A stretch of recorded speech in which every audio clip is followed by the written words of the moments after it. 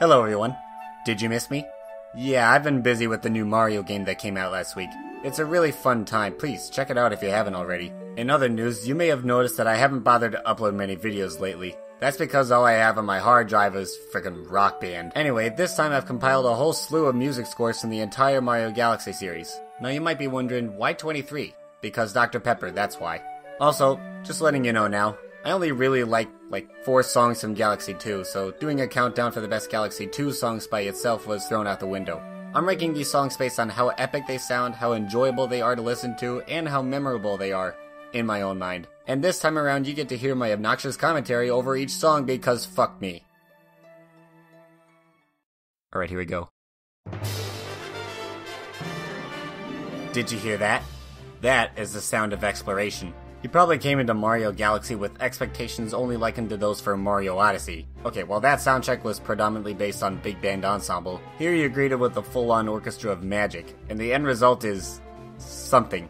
Looking back at playing the Good Egg Galaxy for the first time, I know I did not get this notion, but I have to wonder if this was a cruel tease of Yoshi being included in this game. I mean, this game was nothing short of a masterpiece without Yoshi, and seeing that Odyssey is also an instant classic without Yoshi, apparently Nintendo has taken a hint. Nice going, guys.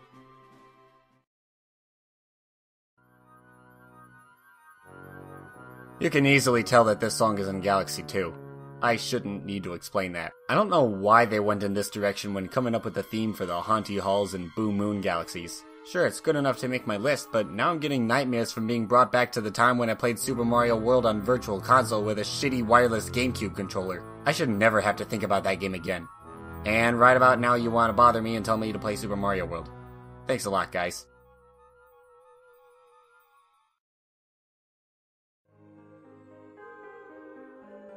Continuing this list is probably the most soothing piece of ass you'll hear through both games.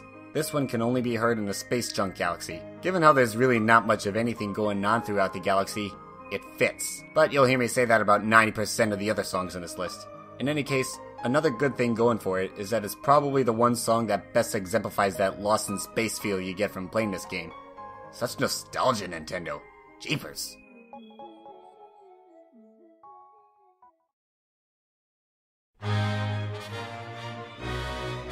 Okay, just like in Galaxy 1, we obviously needed a vibrant, upbeat tune to reel us straight into the action upon starting the game.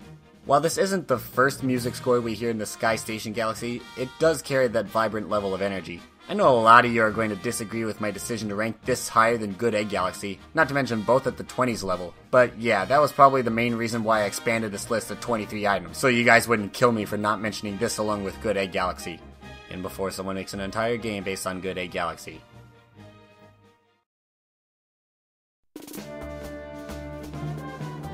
This song proves that even in 2007 Nintendo couldn't resist with the throwbacks.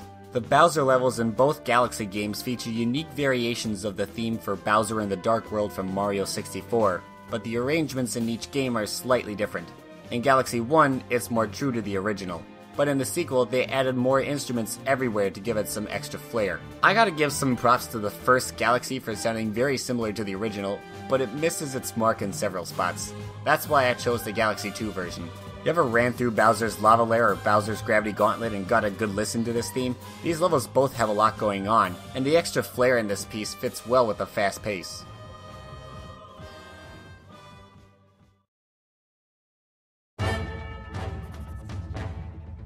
I reckon when I was playing through Galaxy 2, there were long stretches where I honestly forgot that I was playing a Galaxy game. I blame the level design. It was incredibly linear for the most part. I mean, take out the launch stars and put in a flagpole at the end, basically you've got prototype Super Mario 3D World. It seems like the dev team really lost focus with the Galaxy gimmick when designing Galaxy 2. Luckily, it's all intact once more in the Melty Monster Galaxy, and what a spectacular sounding track to go along with it.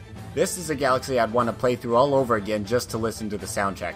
But first, I'm gonna ask Nintendo if melty is a real word. That's the second Galaxy game in a row to feature it. Okay, I'll shut up now, next song.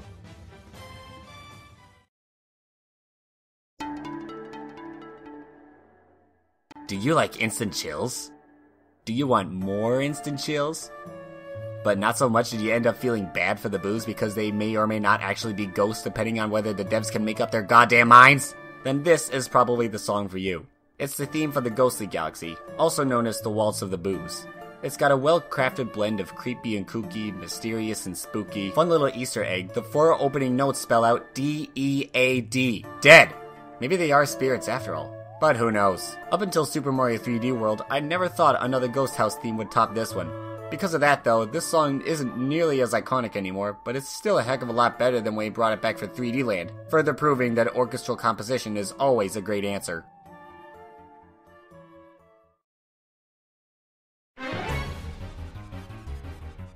Aw yes! Here's a song that I would get down and boogie with back in the day. It's the theme for the Speedy and Daredevil prankster comets in Galaxy 1. It is short, concise, and to the point. There is no room for fooling around here. And I am fooling around as we speak, because I've been writing meaningless filler into the script that barely explains my song choices for the last hour, and I don't know what else to say about this track, so let's move on to the next track, alright? Alright.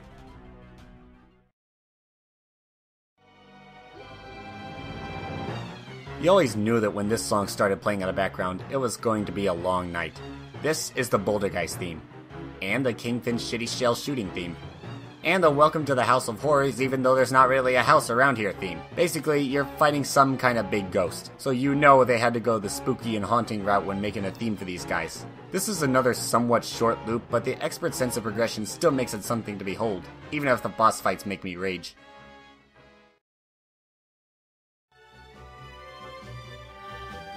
Next up is the theme for the True Road to Bowser in Mario Galaxy 2. This level is epitomized by a nice build-up. You get to use several power-ups along the way that I am in a love-hate relationship with. And the level throws in gimmicks that I haven't seen since another overrated galaxy which shall not be named. You can even get a hold of Yoshi along the way, but then you gotta ditch him. But hey, if that move classes me as a dick, then so be it. The level can be tricky if you're not careful. One slip up and you'll be left with this music score to laugh at your face. If that means anything. No, but this is another fitting track. The melody changes pace like the level switches up its obstacles like I switch my shirts. You just never know what you're gonna get.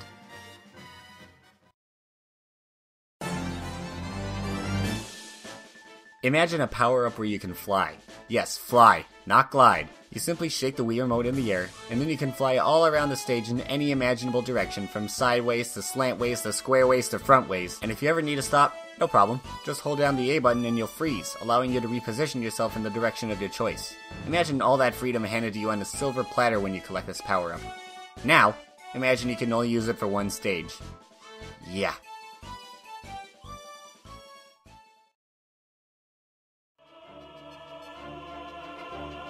Here's a battle theme that'll hopefully get some of you untriggered. Now imagine you've made it to the battle arena and are now staring Bowser face to face, just in time to get stomped into space bits, but not before a big fight of course. In this fight, you'll get a small helping of what Bowser can do. It's easy to get used to at first, but over time he stockpiles them up into bigger, more aggressive attacks. That's what I think this song is supposed to symbolize. You know it's gonna be tough. And it gets real exciting when you've lured Bowser onto the fragile glass and made his tail catch fire, and now you can spin attack against him to deal damage, at which point the epic fanfare and ominous choir come in, making it that much more epic to listen to. Like, I can't even right now.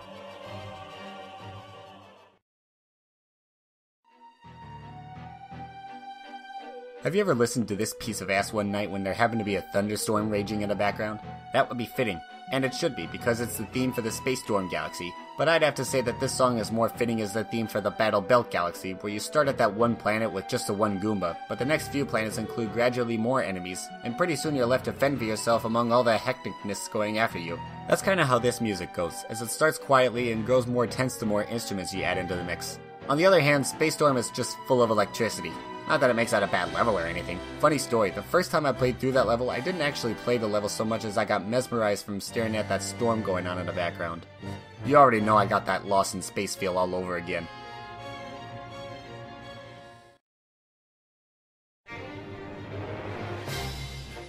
So the music that plays when our mustachioed former plumber finds himself in the Gateway Galaxy is cute and lighthearted. It gives the player a sense of comfort as they learn the controls of the game. And in case you haven't figured it out, it's not this. This, on the other hand, is pretty much the start of the game. You're out to rescue the first grand star of the game, and you can feel the intensity early on. It's another good melody that's also short and sweet, even if the level as a whole takes a decent amount of time to complete. This song is also the theme for when the Comet Observatory finally powers on and makes its brave voyage to the center of the universe where Mario can finally rescue the princess. Yay.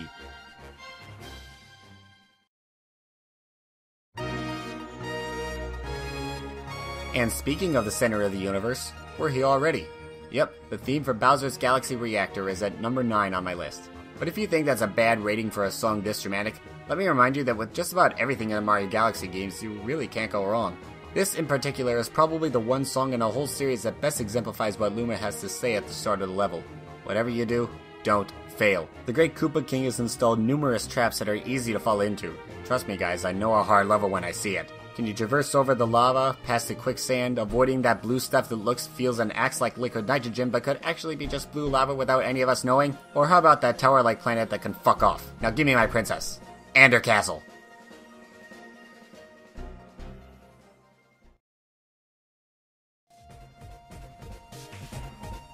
Next up is a song associated with some of my favorite levels in the game, because the other ones took forever and you had to investigate the entire level for those friggin' purple coins. The one thing you can rest assured on when this song plays is that it's quick and challenging and you're always on your toes. Therefore, leaving the original theme in for each galaxy was simply not an option. Nintendo knew that, so they made a new theme to convey that sense of something, and the end result is, yeah. All you need to pass the stage is to collect 100 of the lavender monies. There could be plenty more where that came from, in case you ever feel the need to show off. And most importantly, this theme includes what's considered the main melody for the Galaxy series as a whole. But I have to wonder why nobody talks about this theme. It's underrated. You gotta appreciate underrated.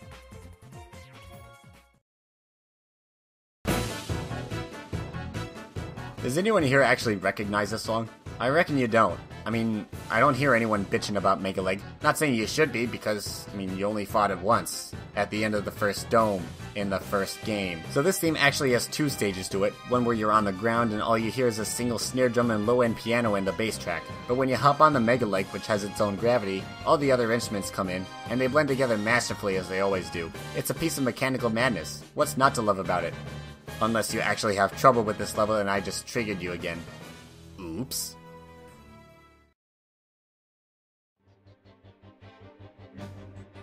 So this song was introduced in the second Galaxy game as a replacement to the Speedy Comet theme from Galaxy 1.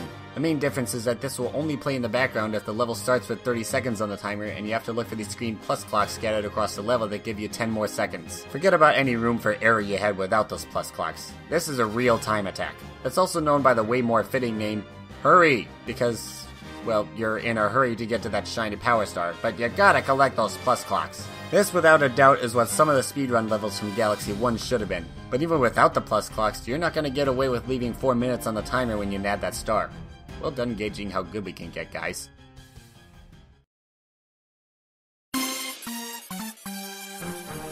Here we have a mechanical Bowser, and your task is to destroy it. Some little kid is not going to be happy. You could just take out the batteries from that thing and dispose of them, especially if the Toy Time Galaxy turned out to be the real center of the universe and the real Bowser stuffed your precious princess into the mechanical Bowser. No more cake for you. Anyway, once you've hurled your Italian stallion through the lot of toys, screws, and simple machines, then you get to listen to this awesome song loop for a while. But only once in the whole series. It's a darn shame because it's not like the parents can't buy this kid a Mecha-Bowser V2 or something. I mean, logic says they'd figure out the kid didn't break it himself. But we all know Mario likes to wreck shit, so I digress.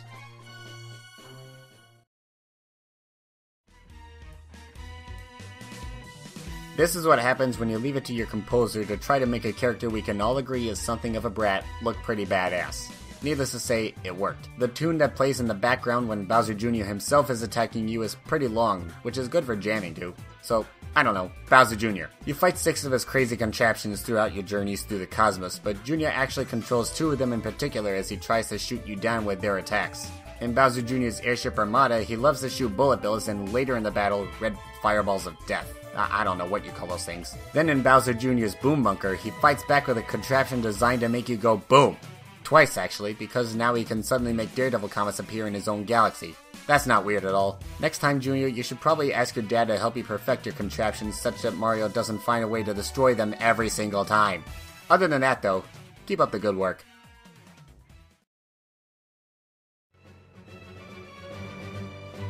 I'm about to make a bold comparison here, so bear with me. For the bunch of you whose favorite game of all time is Super Mario 64, it's Dire Dire Docks. For me, the Galaxy nutcase, it's Buoy Based Galaxy.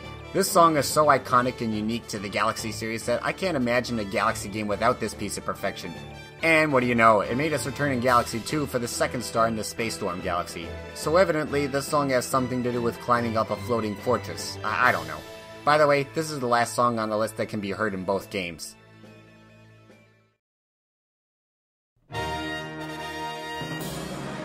When I saw the first trailer for Super Mario Galaxy 2, yeah, I shit my pants, just like you. I really shouldn't have stood in retrospect, but this song in the background was the one thing that really drove this game home for me, that I was going to get it day one and take a mere 34 hours of playing time to complete it.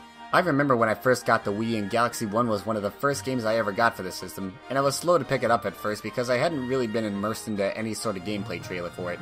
The point is, first impressions are everything, and Nintendo hit the sweet spot precisely with the trailer theme from Mario Galaxy 2. Now then, I bet you're already taking a guess as to my all-time favorite theme from the Galaxy series. And no, let me stop you right there. It's not fucking Gusty Garden. That's overrated as shit. You got that? Good. So here it is.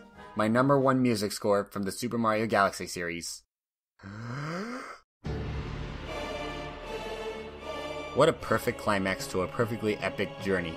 After collecting enough star power to restore power to the Comet Observatory, Mario embarks on his voyage to the center of the universe where Bowser plans to rule a perpetual galactic empire with the princess at his side, where she gets to, do shit. Mario intervenes in time to fight this dastardly Koopa and Shoimu's boss, as per usual.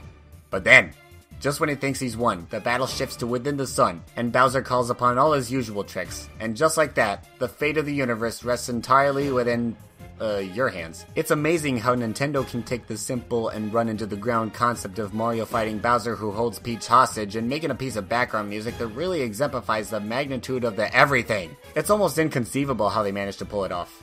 This is one of the best final bosses Mario has ever faced through the years, and the theme for this battle is epic, fitting, and iconic all at the same time, and that's why it gets the top spot on my list. Hey guys, thanks so much for watching this video. I only got around to writing the script like 4 days before Super Mario Odyssey came out, so for number 23 I was basically predicting that Odyssey would be a resounding success.